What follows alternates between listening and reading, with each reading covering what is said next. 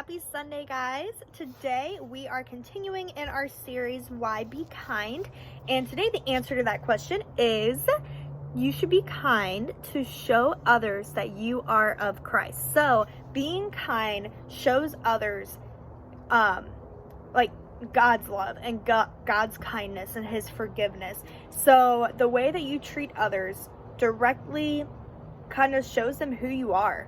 So, and you want to be known as the person who's of Christ. So we're going to talk about three ways today that you can show others that you are of Christ. And each one of these reasons relates directly back to being kind.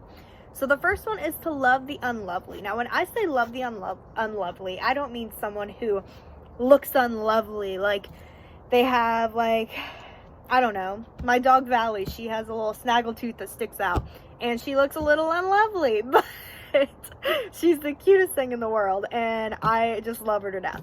And so when you have someone who's unlovely, maybe they are a little rude. Maybe they just seem to have a bad day every single day, and they are just never nice to you. They're always calling people names. They're always maybe just saying bad things about people. They just always have something negative, and it's kind of hard to love those people, and it's kind of hard to love people who don't show love to you. But we are called to love them no matter what, and showing them that love is showing God's love, because God loves unconditionally. So we are going to look at John chapter 15 verse 12. Jesus says, "My command is this: love each other as I have loved you." And then we talk about how did Jesus love them? How does Jesus love us? The greatest way that he has shown us love is in Romans 5:8, and it's the famous verse that says, "While we were still sinners, Christ died for us." So while we were sinners, when we sin, we are directly turning our back on God, and we are sinning against God, and we're doing these things that he has asked us not to do, and he's told us not to do, and we are just disobeying him and doing it anyways because that's what we want to do. So in that moment, we don't care about what he's wanting for us or what he's told us to do. We are just doing what we want to and how we feel in that moment. And even though we are doing that to him, we are turning our back on him, he still sent his one and only son to die for us. Christ died for us despite all the pain that we have caused him and all the heartache that we've caused him because of us turning our backs on him. So the second one that we are going to look at is to freely forgive. Freely forgiving somebody who maybe hasn't even apologized to you. There's a quote I heard one time that I just absolutely love, and it says to accept the apology you never received. And that means that someone has done something very bad to you, or they have treated you in a very bad way, and they never apologize, and maybe they don't plan to apologize. Maybe they don't see that they've done something wrong. And if you accept that apology that you never received, now when you accept an apology, you forgive them. You forgive them for what they've done. And if someone hasn't apologized to you, you are forgiving them without receiving that change. That usually comes with an apology. When someone apologizes to you, they are usually promising to not do to you what they did that hurt you in the first place. And they're saying, "I'm sorry I did this, it won't happen again." Now, when you choose to forgive someone who hasn't apologized and you accept the apology that you were never given, that is a very powerful testimony of Christ's presence in your life. Sorry, that was kind of a tongue twister. But it is a very powerful testimony of showing that Christ is in your life and that he's in your heart and that you are living for him and you are striving every single day to be more like Christ, which is what we're called to do. We're called to be like God. So when you are freely forgiving people who have never apologized, never will apologize, you are showing them Christ's forgiveness. I can't say that. Gosh. Okay. So anyways, we're going to read Colossians 3:13. "As the Lord has forgiven you, so you also must forgive." So it even tells us that the Lord has forgiven us, so we must also forgive other people. So this isn't just something that I'm saying like, oh, go freely forgive because it's a kind thing to do.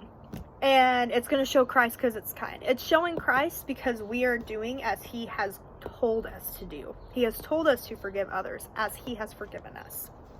So the third thing is to show grace and mercy, not judgment. So we've talked about the differences between grace and mercy before. Grace is giving someone something that they don't deserve, and mercy is not giving someone something that they do deserve.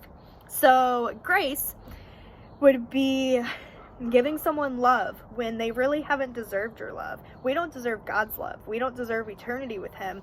And he shows us continuous grace by giving us blessings, giving us amazing things in our lives, and giving us the chance to have eternity with him. He's showing us so much grace with that. And to show grace to others is to be kind to them, to love them when they are being unlovely, and to freely forgive them when they haven't even apologized to you or giving you a reason to forgive them. And that is showing grace. You are giving them something that they do not deserve. Mercy is not giving them something that they deserve. So maybe you feel like that person who turned their back on you and said bad things about you, they don't deserve your friendship anymore. Even if they've came and apologized to you, you're like, I don't care. You don't deserve my friendship. You should have never treated me that way, because that's not what a friend does. That's not how a friend treats another friend.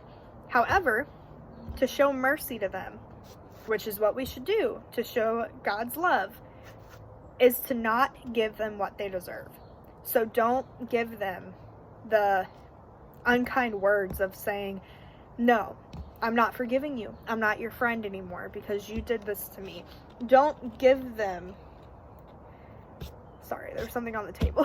Don't give them just I don't know, anything. It's hard to think of just like something bad that they deserve, because that's just not how my mind works, because I'm continuously like, no, like constantly show grace and mercy.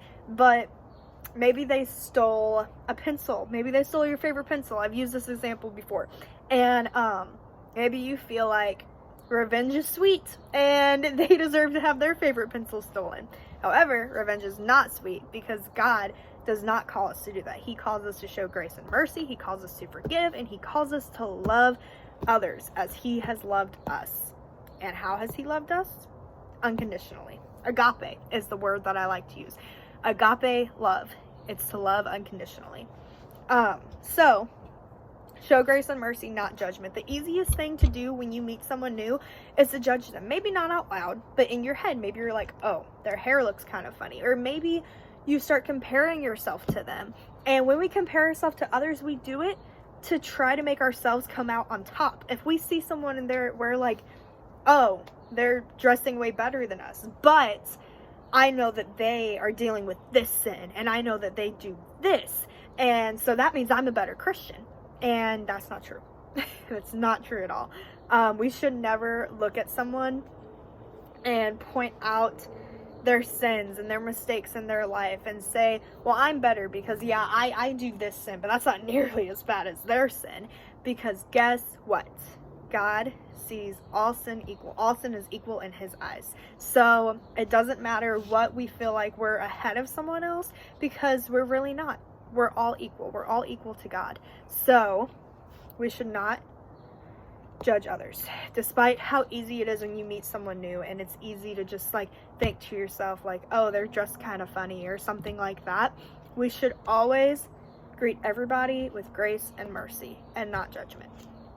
So those are the 3 ways that I wanted to talk about today on how you can be kind and how you can show others that you are of Christ by being kind. So as always, if you guys have any questions or any comments or just anything you want to talk about, go ahead and leave a comment below, or have your parents message me, text me, call me, anything, and I would be more than happy to answer the question or to reply to your comment. So yeah, have a happy Sunday, guys. Bye.